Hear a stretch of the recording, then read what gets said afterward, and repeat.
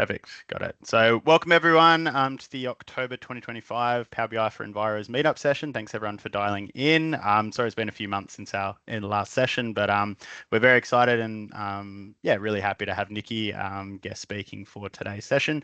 For those people that are new to our group, welcome. As you can see on the shared screen, our mission really is to focus on sharing case studies, learning new tips and tricks, largely in the Power BI space, and really empower all sort of enviros on your Power BI and also just general data analytics journey. In the tech industry, as we all know, things are changing rapidly. It's impossible to keep on top of everything. So what we really want to try and strive for is give you a little flavor for some of the different use cases that are happening, largely focused with environmental sustainability or water-based data sets. So welcome. Just some general housekeeping for the call. So please mute when not speaking to give respect to our presenters. Alice and Nikki will be leading the session today. Both will sort of stop and have opportunities for questions. So you will have a chance to come off mute and ask directly. Again, those people that are new, we try and keep these sessions pretty casual, pretty informal, and as robust as we can. So feel free if you have a question, raise your hand, come off mute, or yeah, just write in the chat and we'll try and get to it when we can. As noted, session's being recorded. We'll share the recording through our YouTube channel and online blog as well. And if some of the material that's being shared on the screen is a bit small, you can actually hold control on your keyboard and zoom in case you didn't know that one there. Just like to also acknowledge the Bibbulmun peoples, the traditional owners of the land on which both Alice and I are dialing in from today, here in Perth in Australia. Pay our respects to the Whadjuk people, their elders, both past and present. And as you can see on the screen, this is a view pretty close to home for us of the Applecross Jetty overlooking on the Derbyl Yerrigan, also known as the Swan River.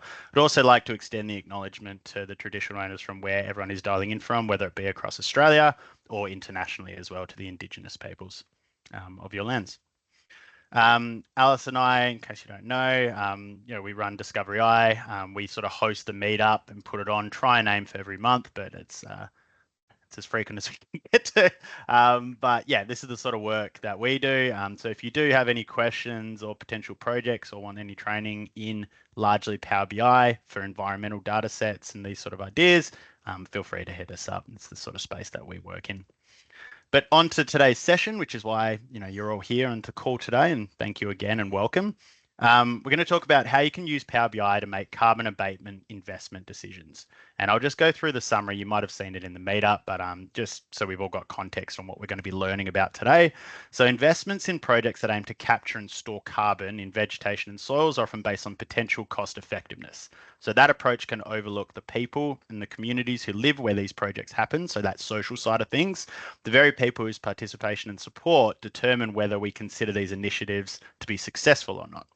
So to bring this social and economic context and impacts into the frame, the CSIRO team, led by Nikki, Nikki, one of the leaders, developed this social intel for sustainable investment decisions dashboard with our help. And the idea of it is to spark the dialogue with partners and various stakeholders around the social and economic data spheres that could help inform these investment decisions. So Nikki will go into probably for 15, 20 minutes or so, a bit more around the context. And then there will be an opportunity to deep dive into the Power BI report, which I see Alice has just shared a link in the chat. And some of these other links you can see on screen we'll share at different points as well. But I'd just like to also introduce our speaker, Nikki. So thank you again, Nikki.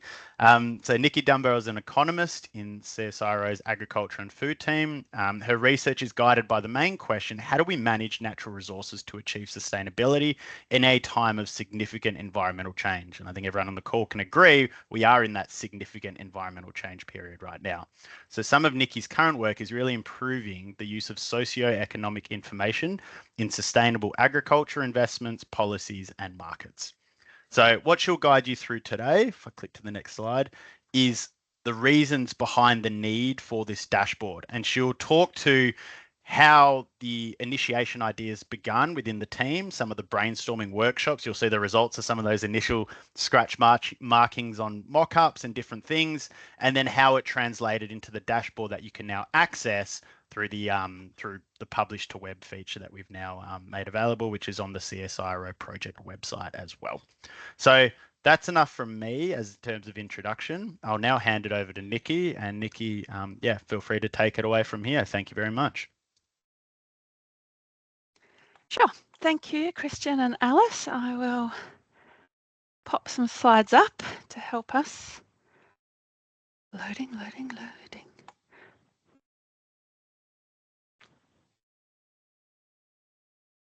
Okay. So I'm calling in today from Ngunnawal and Ngambri country in Canberra. I'm part of a team at CSIRO that first started work on this dashboard with Alice and Christian in about early 2023. So as Alice mentions, some things in Techland might have changed since then, but the work that we wrote about got stuck in peer review in academic land that hasn't kept up with tech pace for over 12 months. So now the paper's out, all this time later, we've got some things to share. So I'm going to come along and talk about it now, even though we did this work a little while ago. So for some context, this is really going to be focused around how we use this Power BI dashboard to help make some information available and useful for conversations with some partners we had who were interested in making carbon abatement project investment decisions. So the project we're part of, so if you follow the link in the chat about the CSIRO project that this work is part of, you'll find yourself looking at a project that looks a bit like the icon on the right-hand side of this screen. This project had a couple of focus areas, and one of them, which is sometimes overlooked in research, is how we do research, not just what we do the research on, but also how we go about doing that. And so this project was about it was about elevating place and socioeconomic context for the impacts and engagements and participation in land sector sustainability investments and policies and markets. So that might be payments for doing some environmental activities, or markets that you can access because you have certain credentials or evidence of doing things in a certain way, and expanding the information we use in sustainability investment decisions beyond this idea of just what would be the most cost-effective way of doing it. And we do that not to sort of place to the side that idea of cost-effectiveness, but to question how cost-effective might an environmental outcome be if we don't consider all of these social considerations. If they present risks or opportunities to do more or different ways of doing things, then perhaps we only have part of the information when we're thinking about the cost-effectiveness of an environmental outcome. So we did a lot of this work in the land sector. So not terrestrial landscapes, but a lot of these things not marine or sea landscapes, but a lot of these things could move off beyond the land sector, but that's the examples today. And a lot of these things are related to the Australian ACCU scheme, the Australian Carbon Credit Unit scheme, where you can get paid or you can get credits for carbon abatement, and a few other add-on policies to that we'll go through. But the other really big thing about this project was how we went about doing the project. And it was a really transdisciplinary project, which means we didn't just sit in our offices and consider expertise to be things that other researchers and academics and people in our sort of world hold, right? Everyone has knowledge, everyone has experience that is valuable and useful and needs to be accounted for and considered and built into things. So you sort of have disciplinary science, multidisciplinary science, interdisciplinary science, and then there's this transdisciplinary science that really sort of flattens that hierarchy of Western ideas of science and community knowledge and Indigenous knowledge and all sorts of things that says everyone has a place here. And one of the things we did was co-design some work with the Queensland government and some regional communities in Queensland, and think really purposefully about the iteration of our research to build in, what are the challenges you're facing and how can we be useful and helpful to support those things. So we stepped into the space. We didn't sit on the outside and observe challenges and comment on challenges. We sort of became part of the team, and we shared knowledge to share responsibility for actually changing the ways that we might go about doing things. And we're going into a bit of this because that was kind of crucial to the idea of why would we build a dashboard and work on things around a dashboard as a sort of boundary object, which might be language that some of you are familiar with or not, others aren't. But a boundary object essentially is something that, even if you come from all sorts of different disciplinary backgrounds or lived experience backgrounds, it's something that we can put in the middle of the table physically or conceptually, that everyone kind of knows what it is and what it means. And it's the common point that we can go, oh yeah, I know what you mean. Oh yeah, I know what you're kind of talking about. So you don't all have to speak a common language, but you can all see the different angles that everyone might be looking at that boundary object together with. So what did we do. Early in the project, we knew that we'd put together a team of people that had a lot of interests and skills and experience working on social and economic and I guess community-based ways of thinking through investments in and looking after nature.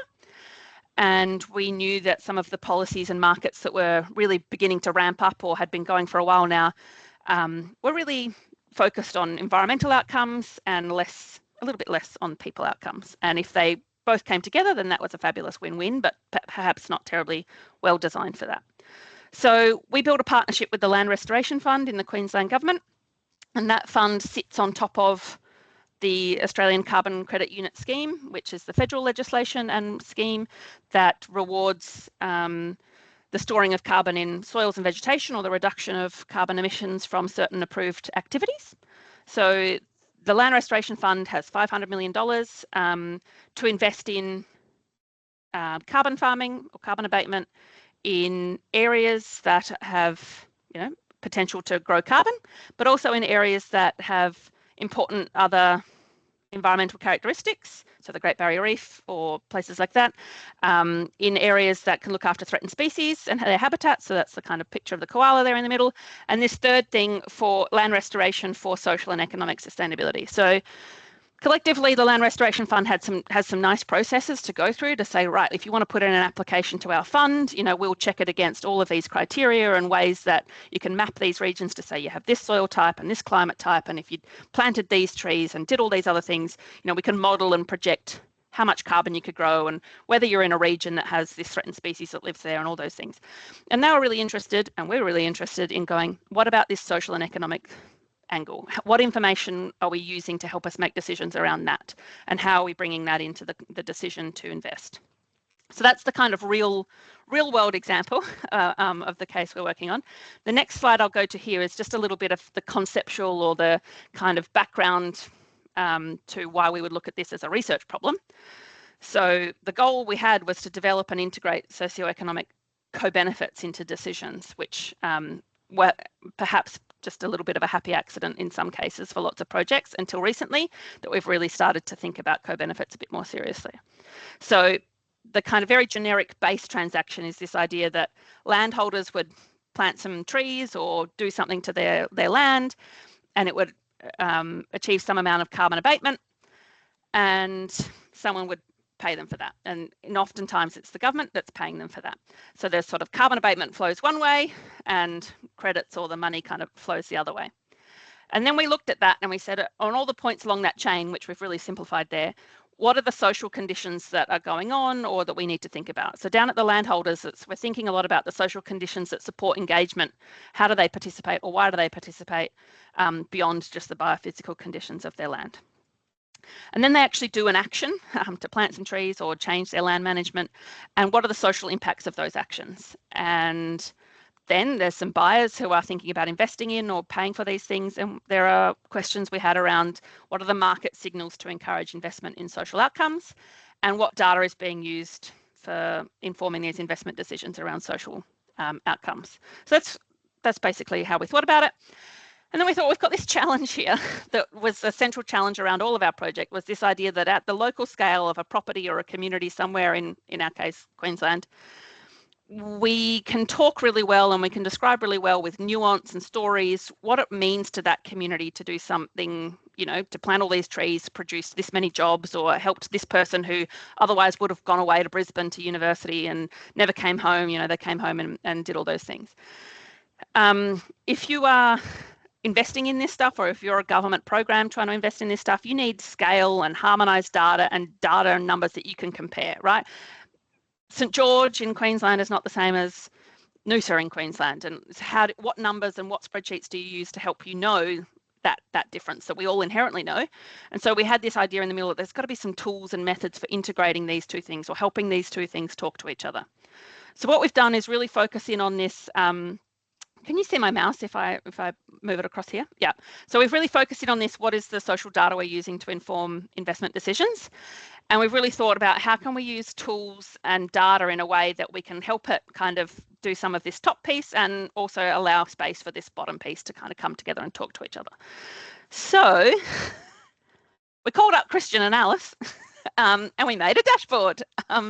So working in a lot of conversations with the Queensland Government partners that were in the Land Restoration Fund team, we decided, we wanted to support the use of quantitative and qualitative socioeconomic data to help them make project investment decisions, to evaluate the projects that have been funded and how do we know that they achieved certain things, and help them to communicate with local communities and project proponents and people that might want to be engaged in these projects, but they don't really know where to start or what it means for them. So how do they think differently when they go out to Chinchilla and talk to people there versus when they go up to Mackay and talk to people there? Is it a different thing that they talk to them about or the conversations they have? So we sat around in a whole bunch of workshops as research teams and with the Land Restoration Fund, and we all got big pieces of paper and we drew out like, okay, what would you want to know in a dial or a graph or a text box here? And so we all had 10 different versions of what that looks like after we'd done a whole bunch of conversations and reading the literature and thinking those things. And then we thought, well, none of us can read our own handwriting. So we put it all in a PowerPoint slide, which is the left picture here, where we just said, okay, like we've got these little sort of headings and we wanted to have underneath that all this data that shows. And then we gave that to Christian and Alice and they said, great, thanks guys. And so then we met with them and they did their very best to interpret what we wanted. But ultimately it turned out that we needed to write all of the red text around that said, actually, what we want to have happen here is this, and we want to be able to compare this to this. And the reason we want to do that is this, and this is linked to this data, and this data is linked to that data, and this column in the Excel spreadsheet is this. And so we went through a whole bunch of those things, plus conversations and meetings to end up at the middle picture that is the stuff that you'll see today. And if you log into the our website, you just see that landing page on the front there. So you'll notice if you log in that there's 2 buttons and this one has 4. We made a version that we just used to talk with the Queensland Government, and we made a version that we made publicly available. So we had a version that had some data in it that was not public, and we had a version that opens the rest of the public. So we're just going to show the public version that's linked to the website today, but probably should have put a screenshot of that there instead. Anyway, so what did we do? And in a process of all of this work with the Queensland Government, with reading the literature, with understanding what was going on, were there a set of indicators or data sets that we could really use to help make investment decisions, right? So are there things that the Queensland Government are already using that make sense? Are there things that we know that there are data sets that are going to continue to be available, collected at a semi-regular pace, ABS census data and things like that? And then are there some other forms of data that might be a little bit funky and we can use in novel ways in a dashboard? So theory told us there's probably a whole number of things that can influence the extent that a region might be ready to take on and benefit from carbon abatement projects, and a whole bunch of things that might mean that they also want to or need to have that investment come in different formats and different forms for them to be able to benefit. So one thing that was really important, and you can see here on this screen, we've got a whole bunch of tabs up the top here that you'll see later. But the paper and the research, we tried to sort of simplify it down to like, what does all of this mean if you're really trying to make a decision using the data in this dashboard? We used all this data in this dashboard to have conversations, and a little tagline for the project was a dialogue with data to say, what does this mean? What would it look like if we use this? How do we, integrate this? What does this represent? And we tried to really simplify it here. So 5 characteristics are things that we talk about in the research paper if you're interested in having a look at that. And it essentially said, in regions that have some of these characteristics, they're more or less likely to have an ability to take on projects or be able to benefit from some projects. We also mapped where all of the Land Restoration Fund projects were already being invested in compared to the ACCU scheme projects, so the LRF projects, Land Restoration Fund projects that do consider some of these social considerations, and the ACCU scheme projects that don't. And is there a real difference between where these are located on these socioeconomic outcomes? And the answer is yes. So we found that ACCU scheme projects are really far more likely to be located in very remote Australia, these regions that the ABS classify, whereas the Land Restoration Fund projects were spread across a whole bunch of different regions. And why was that? Is it that we're putting these projects in regions that have more people in them, that are not so very remote, because those people are really keen to see them there, because those people are living in regions that have threatened species that also live there, because those people are living in regions that are also Great Barrier Reef catchments, or whatever it might be. We also found, if we map all these different areas of Queensland with different scores, regions with economic specialisation, which essentially just boiled down to how many people are working in sectors that are related to doing these sorts of projects, right? So how many people are working in agriculture and tree planting and nurseries and all those sorts of jobs, ranges that could be part of industries that would be ready to conduct these projects. And regions that had, specialisation in these things were more likely to have these projects. But that's also because these projects are located in areas that have farms and those things already as well. So we accounted for that. And we also, I'll just kind of skip through this. There's a whole bunch of data that you can get off the ABS census and other data sets. But down the bottom, this aspiration alignment with new investments was a really funky thing that we did.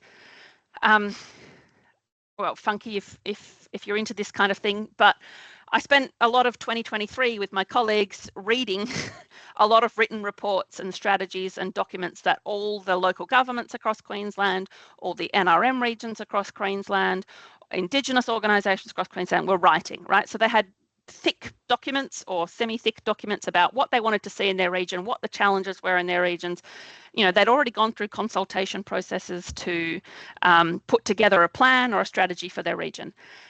And not many people find themselves sitting down with the time to read all of those documents, except for me and my colleagues, who did find that time to sit down and read all of those things. AI is helping us out now, but we started this process a bit before AI was really ready to help us with that. So we also put some of that data into this dashboard. And we did that by, synthesizing a whole bunch of text into summaries and nice interactive graphics that we can have a look at. But another thing we did was, how do we kind of think about that in the way that, are these reports telling us anything about the extent that these regions are really interested in and really keen on and would really want investments that look like land restoration fund projects and AccuScheme projects, or not so much? And so we did a fuzzy set qualitative comparative analysis, which is one method you can use to take qualitative information into quantitative information to be able to put it into kind of categories here. And in the example here, this region out in the bottom southwest of Queensland, sort of there was a bit of a neutral alignment with, they don't say a lot in their reports and their documents that says, oh yeah, we're really keen on carbon farming here. Some of them say negative things, some of them say, oh, not much. So it kind of wound up neutral, but we had different scores for all these different regions. And yeah, so we had a whole bunch of things we talked through there, and we also, mapped out where are the offices for the NRM regions or the DAF extension offices and places like that. And out here they had at least one office for that, which meant that they had access to some locally embedded insights and knowledge that would help them take on a project. Final slide. Two key things after all of that chat. I'm hoping to boil down what was really useful for us was this idea that some data about social conditions, so we just called them social measures here, can offer insights to inform investment decisions and locations. Like we can show that actually, if we start to put those things in our decision-making processes, it would shift the location of where investments go. And the second thing, which was really crucial to the dashboard, was that transformative changes to program and investment design don't just rely on data and evidence. As much as we would like to think that, like, here's the data, the answer is 7, and then we too often sit back and go, oh, I wonder why nobody changed the way they do things, or what happened. Our research shows you should do it like this. But what we really need to do, and the way we go about doing research projects, really relies on us embedding ways of using data into institutional and program logic. So it helps, we've had to work together on that process to say, how would this work? And a tool like a dashboard, in this case, really enabled that dialogue with data for us to go, okay, how would we use this? Why is this useful? Is this a good one? Yeah, we can picture that. What if we change this? What if we move that in? All of those things that made our final outcome or tool more useful, we hope. Yeah, so I'll stop sharing my screen. Thanks so much, Nikki, for the project background and the context. It's really interesting to hear from that perspective how and why Power BI can be used on these studies, especially the more qualitative studies, because most times Power BI is used for quantitative data, and it's amazing for that. But as we'll go through the dashboard in a minute, we'll see lots of different ways that we can present the qualitative data alongside. And I think the team did a really good job of mapping out that data. We had a few meetings just as Nikki mentioned, to translate their vision and the mock-ups into data that we can use in Power BI. And I think it was a really interesting study for us. Were there any questions at this stage just about the project context or anything that Nikki touched on? Feel free to write them in the chat, or now it's a good time if you wanted to go off mute. We did have an earlier comment, just people were interested maybe in the mapping thing. So once you get into it a bit more deeper, Alice, then you might need to get into that demo. But that was just awesome. an earlier comment. Cool. I'll just share my screen now. What I'm going to do is just walk through the dashboard that we created together with Nikki's team. And as we're walking through, I'll invite you, Nikki, just to describe kind of maybe how it was useful in those conversations, really like the dialogue with data and breaking down those kind of barriers so that all of your stakeholders are on the same page. And people on the call as we're going through, maybe type in the chat if there's anything that you're curious about how we created it. I'm more than happy to go through the techniques behind the scenes. So we've got the PBICs here as well, and we can kind of deep dive into different techniques. So there are lots of conditional formatting, lots of buttons and bookmarks to show and hide different visuals. There were the key things, and we do have icon map, the free version. So I was thinking if people are interested, we can have a look at how we could create that same look and feel and functionality of plotting points and polygons on the Azure map and make all the interactions work as expected. So have the interactive zoom for both the points and the polygons. But it was a little bit tricky when I was looking back into it. So here's the landing page. Because this is a public tool, it's really nice for Power BI to have a look and feel of something kind of similar to PowerPoint, or a really nice kind of glossy PDF. You can see that we've used the CSIRO branding colors. That's really to promote that trust and familiarity and recognition that this dashboard is aligned with that organization and the study. So we've got two options here. We can examine the regions or have a look at some background information. This just really presents a lot of information about the study with lots of links to get more information and links to the data sets as well. And if we jump into it, as Nikki mentioned, this dashboard here just has this one page, and they've got a separate dashboard which is used as more of an internal tool. So here we can select an option. These are the different regions and projects. Which one's a good one to choose, Nikki? Do you know any which are of interest? Well, if you want a region with a dot in it or not, I suppose there's what's close to the top of the alphabet. Yeah, Cape York's pretty cool. Cape York? Yeah. So we can select it either from the slicer, or we could click on it from the map as well, and it's all interactive. You can see at a glance the investment for the selected. So there's a project here. The projects are shown as dots, and this is just the general region. So we can see a summary of the projects here and the expected co-benefits for the Land Restoration Fund in Cape York.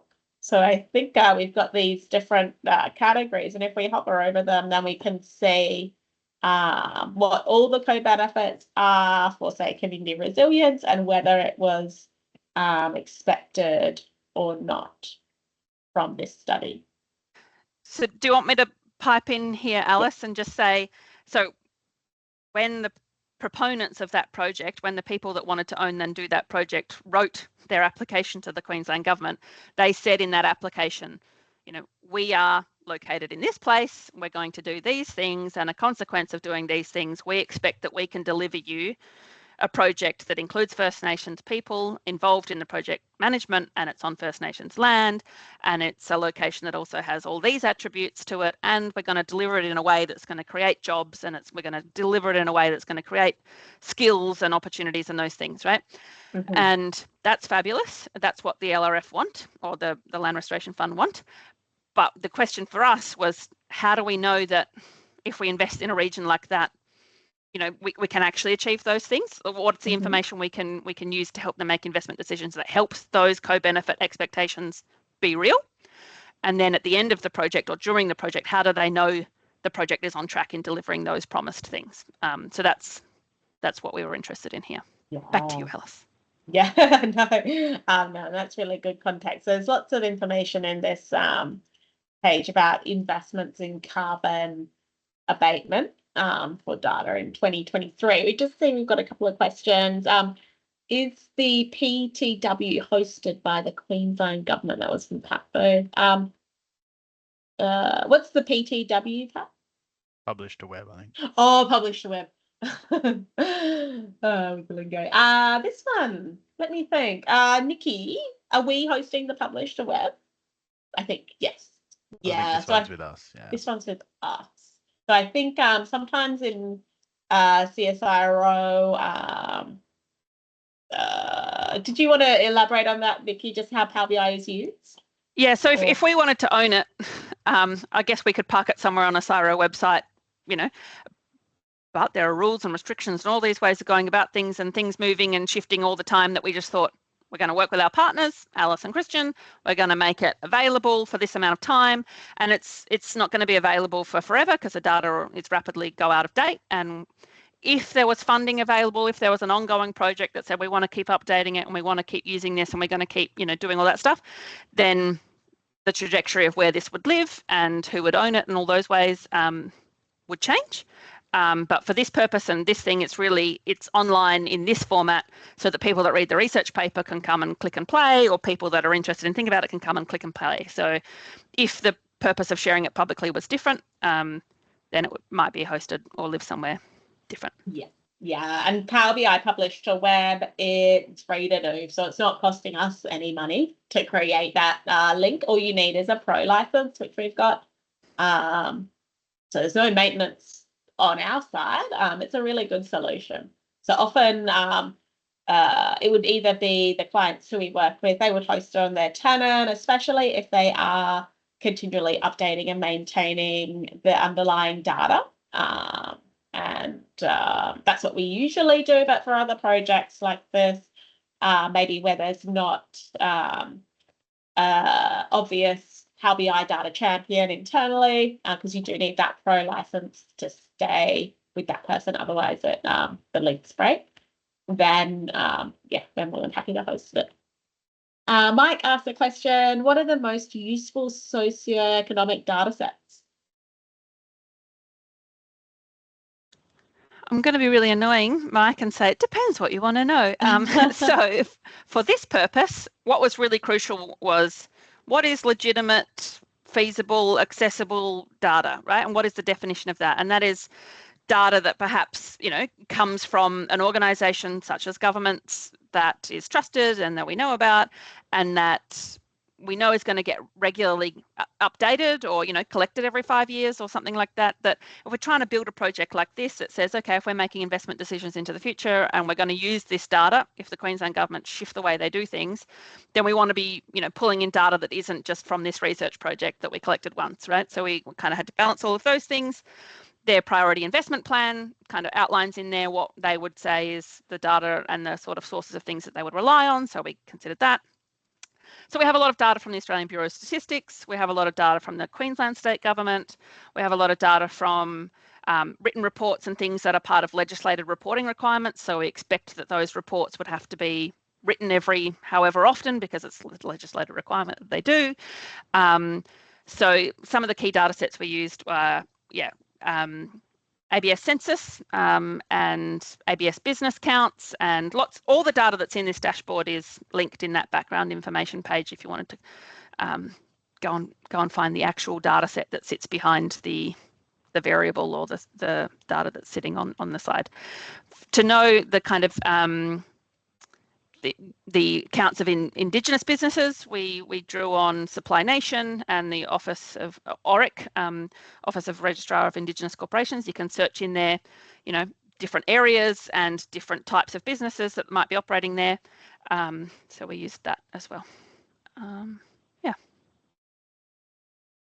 Oh, great question. I think, yeah, Pat shared a couple of links as well, which is good. And you can have a look at the dashboard as well.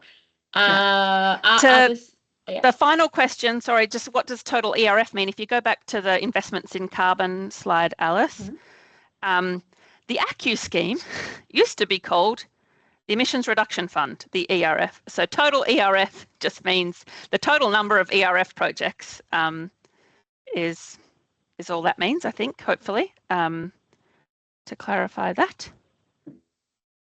And yeah, perfect. Anyway, come back if that doesn't clarify. Yeah, oh, thank you. Are other states looking to replicate this project? So, e.g., WA? So Queensland are pretty good at keeping in touch with all the other states and what everyone else is doing, and they don't want to go out and do things, you know, on their own and very differently. So they do all talk, and there are a whole bunch of people operating in this space. Queensland is the only place with a scheme like the Land Restoration Fund that pays or has a sort of a real policy structure around paying for co-benefits like this that would want them to think about this. The rest of the states might have some grant programs that help you cover some of your upfront costs to figure out if you're eligible to get involved and those sorts of things. But everything else is usually the contracts you enter into is all governed by the ACCU scheme, which is the federal policy, which at this stage, there are some market signals on the secondary market that people are willing to pay for projects that are done in certain ways and involve certain things. But the data that's used to make those decisions and the data that's used to justify or show evidence that, you know, I've produced all these extra co-benefits is really mixed. So other states, and the short answer is other states aren't doing exactly the research that we've done here, but they are certainly watching this co-benefits space and talking about, you know, how could we measure and why would we measure and all those sorts of things. Yeah. Oh, great questions. So having a look at socioeconomic characteristics, these are the different characteristics that Nikki mentioned before for the region versus Queensland. So you can click through and find a bit more information about it. So from a Power BI perspective here, you can see that we're using conditional formatting in a table, conditional formatting for background color to highlight what remoteness scale the region is on, and also an icon, so conditional formatting with icons as well. And here we've got buttons and bookmarks, so you can see a couple more views of the data so that the page isn't too busy as well. You'll also notice, because this is a public tool, and this has come up in one of the questions, the use of terminology and explanations is really important so that people can understand what is presented. So we're using features in Power BI like having subtitles to give a bit more context around what this information is presenting. And also most of the visuals, we've thought about what type of on-hover tooltips we're providing. So you can see here, we're just using a default tooltip, but with extra fields to have a metric definition and a description and things like that. So this slide, or this view here in Power BI, did you want to talk through the network diagrams, Vicky, at all? Sure. So this was the fun time that we had reading a whole bunch of documents for quite a long time. So the bubbles you can see on this diagram are, if you read through the Queensland Government documentation for their co-benefit standard, they're really interested in co-benefits that fall into these categories, right? First Nations participation, employment, community benefits, economic benefits. So we came up with a whole bunch of those categories based on all of that documentation already. And then we went looking in all of these documents that we wanted to read for people writing about those topics. And so then the size of those bubbles is the number of times or the relative frequency that those documents talked about that topic. So we read all these different types of documents, right? Local government plans, economic plans, NRM plans, and Indigenous plans. So they're all separated here.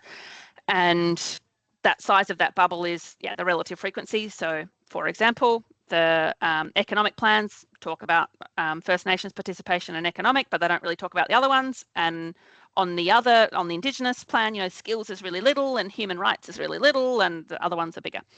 And then if you clicked on one of the bubbles, the left-hand side of the page would show a little summary of what across those different plans, the general things they're talking about. And that little summary was written by ChatGPT, and humans were involved in checking it and finding out that was involved. So essentially what that did was we went and read all of these plans, and we highlighted the sections that, right, this sentence or this passage here is talking about, skills benefits or whatever it is. And then all of those chunks of text got picked up by ChatGPT and then summarized into, we gave it a guidance of about 50 words. And we automated all that process through gathering all those things and then giving that data to ChatGPT to do things. This was in ChatGPT's early days, right? This is 2023. So things have probably got way better, and there now might be arguments for using different tools. I'm not the qualified person on the team to talk to that. But anyway, so that's what was really interesting. And what was actually really interesting is the first time we put this dashboard in front of people, all the slides that we went through, with the graphics that we've just seen, this is the place where they all went. And everyone clicked all these buttons and wanted to read all this stuff, which I guess is to say none of them are reading hundreds of pages of documentation, but they've got the time and interest in click on nice shaped round bubbles. And so that was interesting. Yeah, and then the second tab here, so for Cape York, we had this benefits page, and then we also had this transitions page, which is what's going on in this region already that might be challenging or that might already be changing, and that might influence, the things they can do or the things they want to be able to do and achieve in the future. And sometimes it was really, kind of common stuff that just said like, well, for all of this stuff to work, we really need better mobile phone and internet reception, for example, or it might be really complicated.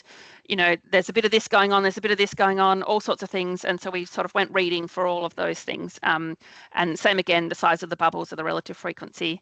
And does it make sense that economic plans would talk about economic type things? And some of the other plans would talk about other things. Yeah, no, that's really cool. Very nice visualizations. We can't, unfortunately, we couldn't embed it in the dashboard. I think we had a look at trying to embed those using the HTML custom visual, but I think the website had blocked it. But we've got a click-through link. And then the last one is just the key characteristics.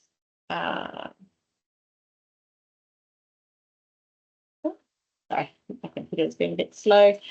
And this provides a bit more information about 5 key characteristics for future sustainable investments for the selected area as well. So this is similar to what Nikki chatted through in the slides. So that's this version of the dashboard.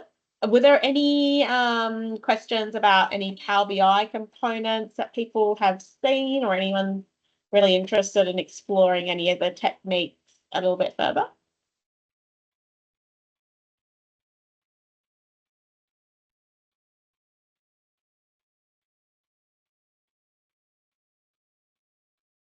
Not yet. Well, I might go into if there aren't any extra questions, just having a look at the mapping visual that we've got here.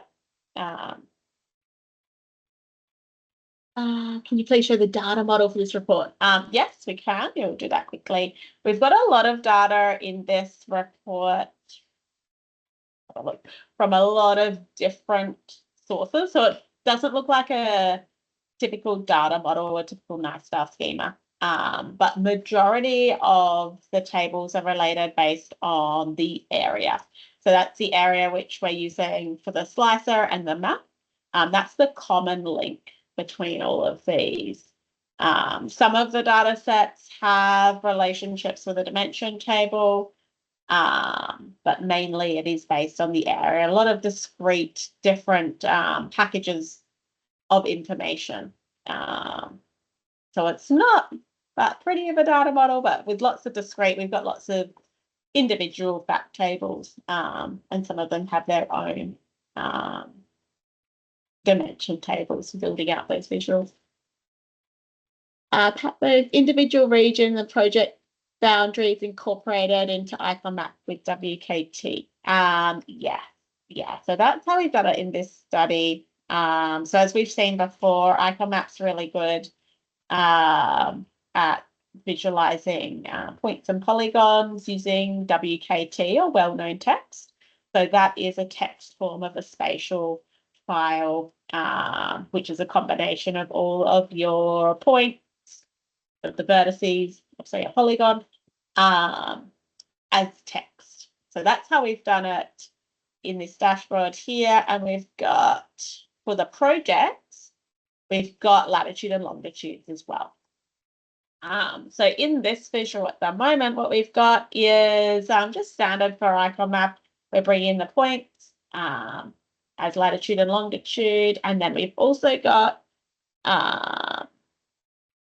WKT linked for the regions which don't have those latitude and longitude. But if we wanted to have a look at doing this same map in the Azure map visual, which is just getting better and better and more capabilities, and the Azure map visual is Power BI's core mapping visual. So I think if you've seen in Power BI, it's popping up, it's saying in the November release, we're getting rid of this map. So they're combining all the maps into this one map. So it is really worth investing the time and effort to see what you can do in Azure map these days. So if we have a look at this, if I insert a map here, I think everyone, if you've played around with a map, latitudes, see if it plots. Yeah, so you can really quickly create a point map by bringing in latitude and longitude. But we want to get the points and the regions on the map. So I'm going to bring in this area or project name. When you bring a location in, then you have to aggregate your points. So we just change it to be an average. But the reason why I want to bring this in is I want to link up, I want to have a reference layer. I need to get these regions in. And in the Azure map, it allows us to add reference layers. So we can either provide a URL or upload. So I'm going to upload a file. Here I've got the spatial file of these regions. This is just a zipped up shapefile. So if anyone's worked with spatial files, your shapefile consists of 6 individual files. For those, you just have to zip it up. And you can see here that we've got all of our regions here now. And if we go into under view, we've got auto zoom turned on and include reference layers when the map automatically zooms. So I think the first release of Azure Map where they included the ability for reference layers, auto zoom didn't work with it, which was a bit frustrating. But now it does. But if you tried to make a map like just like this, and we're like, okay, I want to filter on a region here. You can see that it's not working the way we would expect. I really want all the other regions to not show, and I want it to zoom into my region. So it's not working as I expect. So if we turn off the bubble layer, and we zoom in, so it's still Still not working. But what we can do is if we want to have let me change this one to be a WKT file. So here we've got just the WKT file.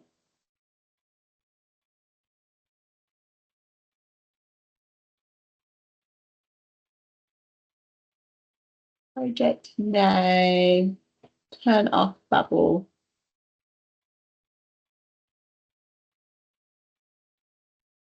Okay, so it's still not zooming in. All right, let's have a look. This is where the demo goes wrong. I was just looking at this yesterday. I might try one more. So what I was expecting it to say is that if we don't have the bubble map selected, then it would zoom in to that area, but it wouldn't. The zoom would only work if we have either bubbles only or regions only.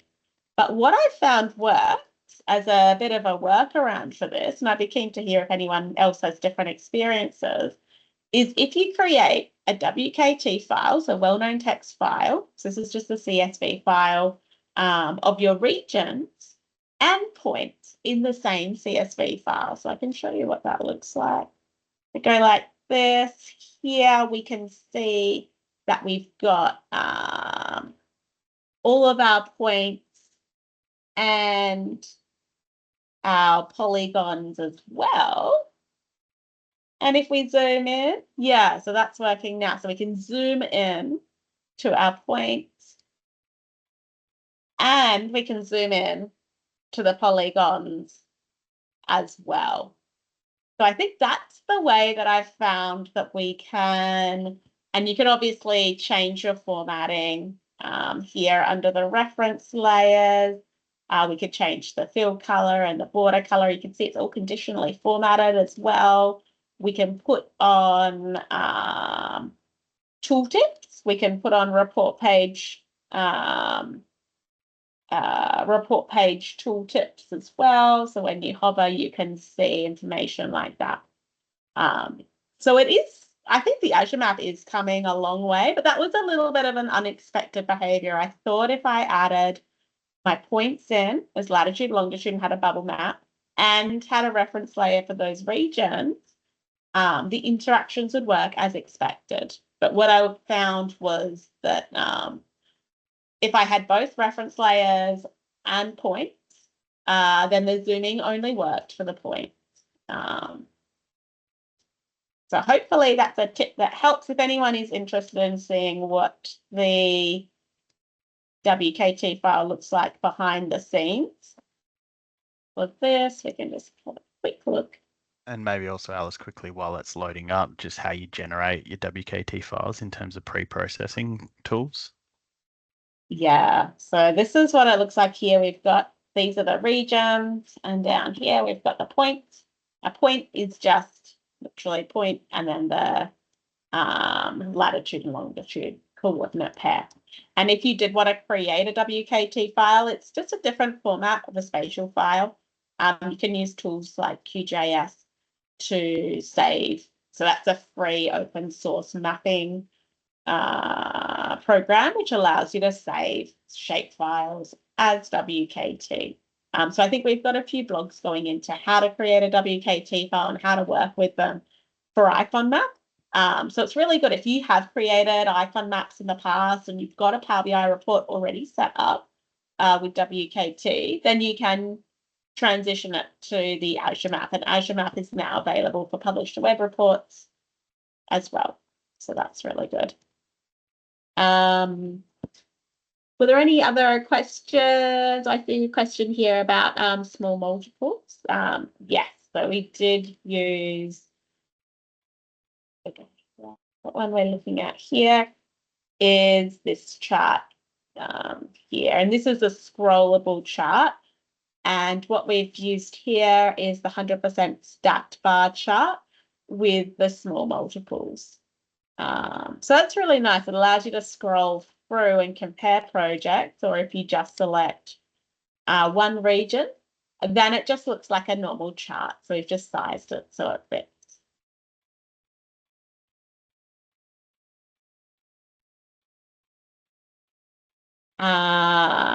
Pat Booth posted, is the Azure map not auto zooming in the service?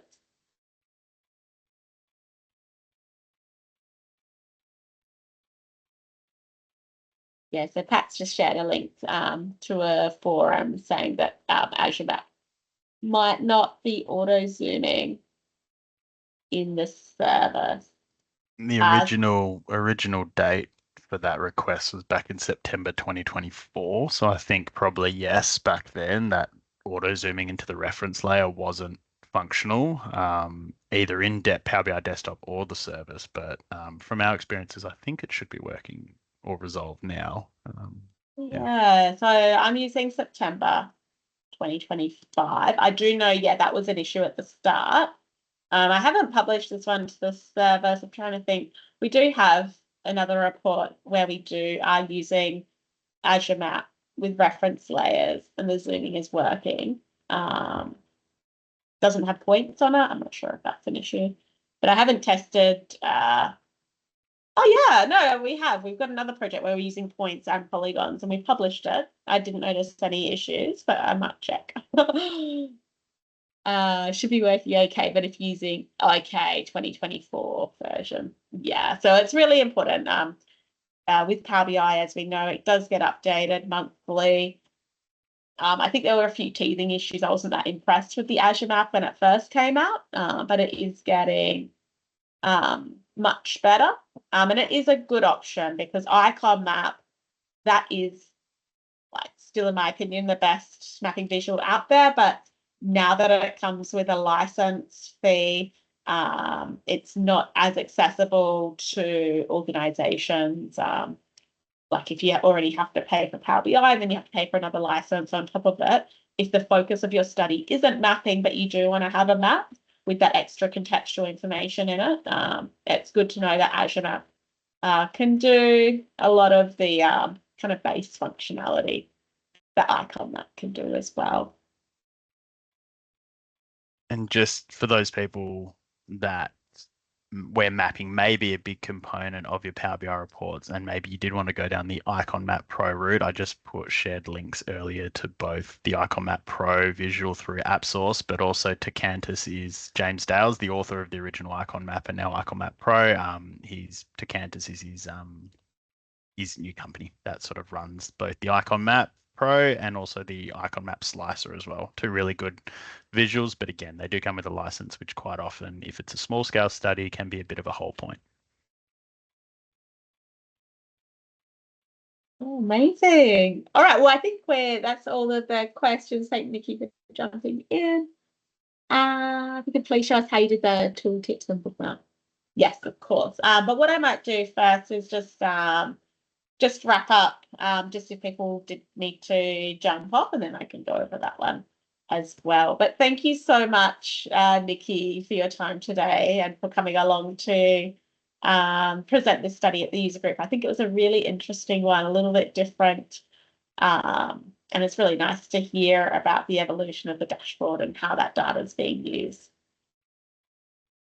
So thank you so much. Thank you. I think we are tracking clicks through to this on our CSIRO project website page. So we are checking if people are logging in and having a play, like if they're reading our research paper and having a look. So it's actually reminded me I might need to go and have a look if people are clicking that link on our page. So it's been really useful for us to write a research paper and say, oh, this research paper, we made a dashboard. And then it'll be a bit weird if we didn't make the dashboard available that people could go and check and play. So it's been really great. And I've learned a lot working on a project like this. That's the first time I've done something like this. So thanks everyone. Thank you so much. And so just a reminder that we've got, we'll share the recording of this session afterwards. We'll make it available on our blog and YouTube. And also if people are keen to present, we are always looking for presenters. So please let us know, reach out to Christian. He coordinates the meetup. And we'll try to have some sessions locked in as well. But excitingly, I'm pregnant, so Christian and I are expecting our third child in early January. So maybe we'll try to sneak in one more meetup, but we're going on maternity leave soon too. So, thanks, Pat. Yeah, so exciting times. So we're very busily trying to finish up lots of projects to have a little bit of time off. But we always love doing these sessions. It's really good to reach out and continue sharing this knowledge to the community as well. Well, thanks everyone. I'll stop sharing now, and I'll just stop the recording, and then maybe Alice, if you just want to demo the tooltip.